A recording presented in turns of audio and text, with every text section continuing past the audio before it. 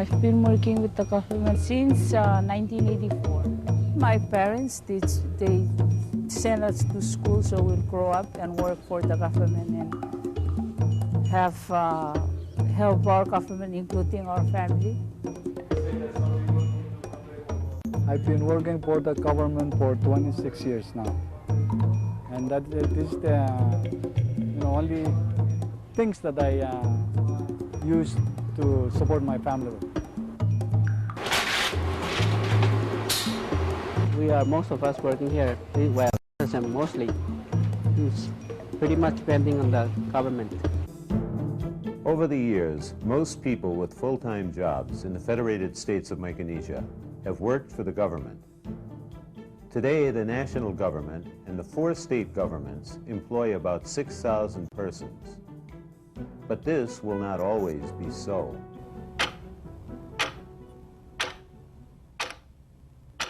I heard about cutting the salary or the hours and all that. Every morning we get together in this department, and that's the main topic in the mornings. The cutback, the setbacks. All I hear was the money is going down at the end of the comeback, and the officials are planning to see what to do with it.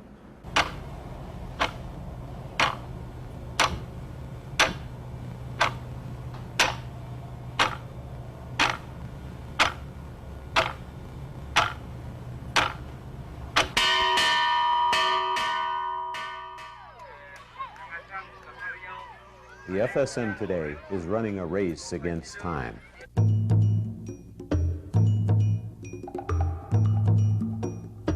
As we stare at the finish line at the end of the 15-year compact funding, our island nations face serious economic problems. Before time runs out, we have to ask ourselves, where are we now, and why are we in this economic struggle against time?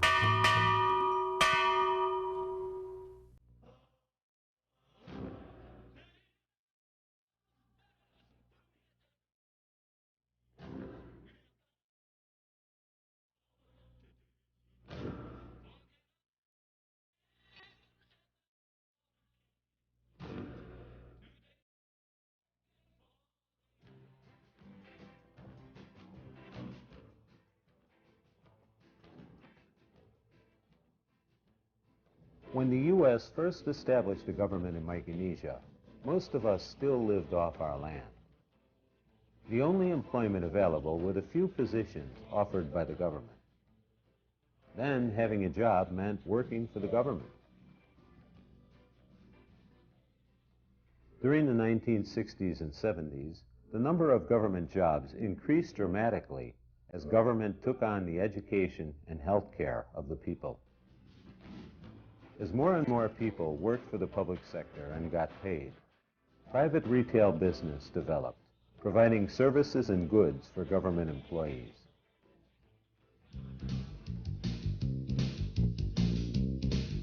All throughout this period, U.S. aid fueled Micronesia's economy and fed our growing appetite for imported goods and luxury items.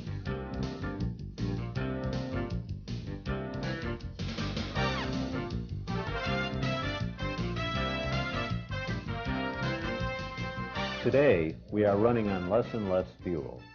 With the decrease in compact funds and the uncertainty of funding in the future, we have come to the point where we can no longer afford what has become the major source of our livelihood, the government. The finding and recommendation of those experts from IMF, World Bank, and the Asian Development Bank. And they have all concluded what we already know, that the government is too big. And we can no longer afford it because of the funding reductions. Therefore, we need to reform. If we want this government to survive, we must downsize the government. We must trim. We concluded that the best way to do it is to reduce the number of employees.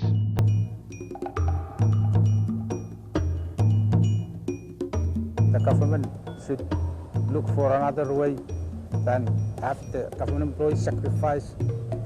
That really will hurt a lot of families. Then we have to think about the people too. When you look at the government budget on an annual basis. In most cases, more than 80% of the operation budget goes to salaries. The governments cannot reduce other categories of expenditures. It's either that or a total shutdown at 2001. We'll come to a point where we just cannot afford to keep people on the government payroll.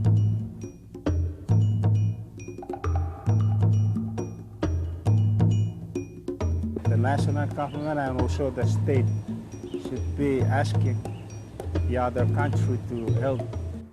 Out there in the other main donor countries are also experiencing economic difficulties, and they're not going to be that easy in giving, just giving without making sure that we meet certain conditions that they place on us. And one of them is that we have a well-running government, well-running economy. Sooner or later, we got to prove to ourselves we don't need that aid. Do we do it now, or do we, or are we willing to just sit back and test ourselves 10 years from now? What are we going to do? Let our children go through that test?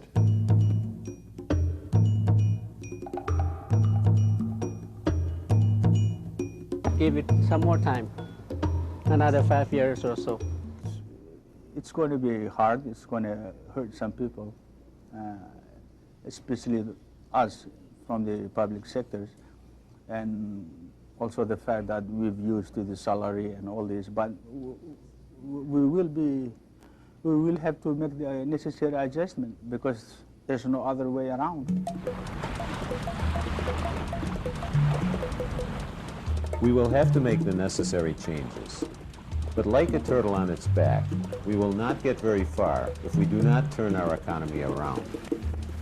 For years, our economy has been like an upside-down turtle, kicking its feet as it vainly tries to upright itself. U.S. aid allowed the FSM to establish a large government, which supports the kind of private sector we now have. But that's not the way a nation's economy is supposed to work. The FSM is now a nation flying its own flag. A nation lives off what it produces, and the people support their own government. This is the way other governments have always worked. If we look at our own culture and traditional practices, we have always done it this way too. When there is a feast, the surplus of what we produce from the land and sea is offered to the chief, who later distributes it to the people. That offering is similar to the taxes and revenue we pay to support our government so that it can continue to serve the people. But how can the people support the government if the government cannot give us jobs? If there is no more comeback money, what can we do? The irony of the questions that the people have been asking is there, and it's very obvious, questions like, okay, so the comeback is going to come to an end. What are you guys, guys, as the government people, going to do for us?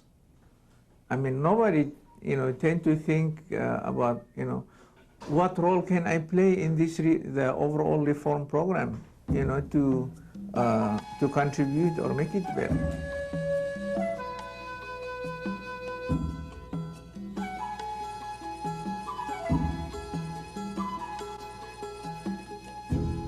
What people must be concentrating on, producing, going into business that will produce local materials, local goods. We depend so much on import stuff. Whatever money is sent in from outside or from the U.S. that's given to this country. And at the same time, we buy their own stuff. So it's nothing. They give us the money, we give it back to them. They got up in the morning, put in a good day's work, planting, growing, or fishing, and that they had a market for any excess that they produce. If 50% of the people did that, I think the impact in 1 year is going to be very significant. When I think about protection, I must think first of my and my family's first consumption. And then if there is extra, then I can sell to locally. And if there is more, then it should be exported. Why can't we just produce enough for ourselves and our family? Why do we need to export? We have to earn money from exporting the goods we produce locally so we can afford to pay for all the imports we bring in. More importantly, instead of relying on U.S. aid, we need to produce extra to support our own government. That is how we are going to flip the upside-down turtle. The productive sector should support our nation's economy. That's part of the overall restructuring and reform that we're going through, is to reduce the size of government and promote growth of the productive sector or the private sector. We let people leave the government, for instance, under the early retirement program, go to the private sector and be more useful there. But right now, there are not many jobs in the private sector. The burden now, I guess the challenge now on the private sector is to go into high gear and really attempt to develop and create jobs. We have obviously three major sectors of our economy, which is fisheries, tourism, and agriculture. Our country's future is with the productive sector. My company is Pompey Agriculture Development Incorporation. Purpose is development of pepper cultivation.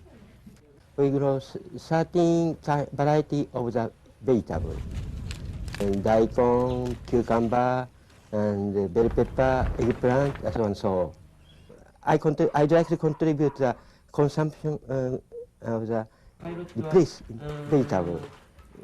Market is sometimes local market, sometimes drum, directly to hotel, also Japanese supermarket. I planning to more expanding.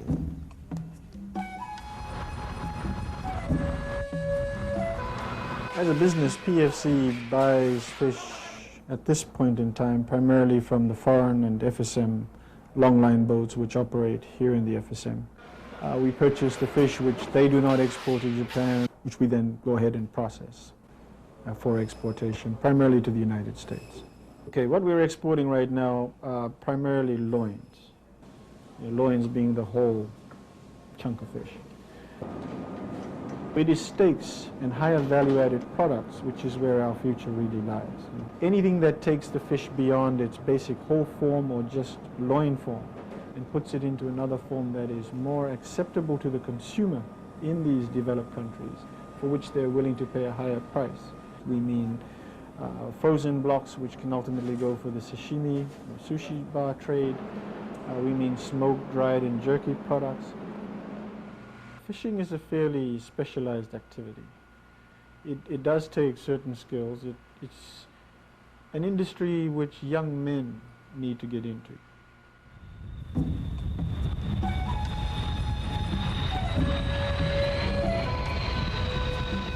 There should be an educational thing on tourism and teach the people the importance of tourists to the islands. Let them understand that, when they come, they bring money to the island. Because it's not only the hotel, it's the car rental, it's the dive, it's the gift shop, and it's the restaurant. And they want to see dances and just see the local people do their cultural activities. We're known to the world for our diving. That's where we're focusing on, but we're also looking into the fishing, the sports fishing. The service I provided is needed in the community. So I think that, the tourism will really give the people a chance for employment. I strongly believe that the cut down with the government employees, the private sector will grow. How do I start if I want to go into a productive business? Find something that you're good at and work at it and produce something to make money. And this is where the government can also really assist. We need to put together training programs, orientation programs. Someone who gets an early retirement package come to the bank, and what we can do with that money is to go ahead and give them either a fully secured loan against the deposit and encourage them to open a business. Many projects, they fail because they require 3, 4, 5 years. And many people, we give up. This is another mentality that we must change if we're really serious about being on our own. The road to self-sufficiency will not be an easy one. Our island nations face difficult times ahead.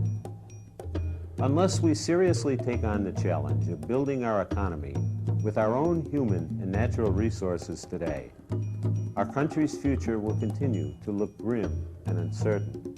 It's very critical. It's very critical that we take action now. We know that this is the only way to go.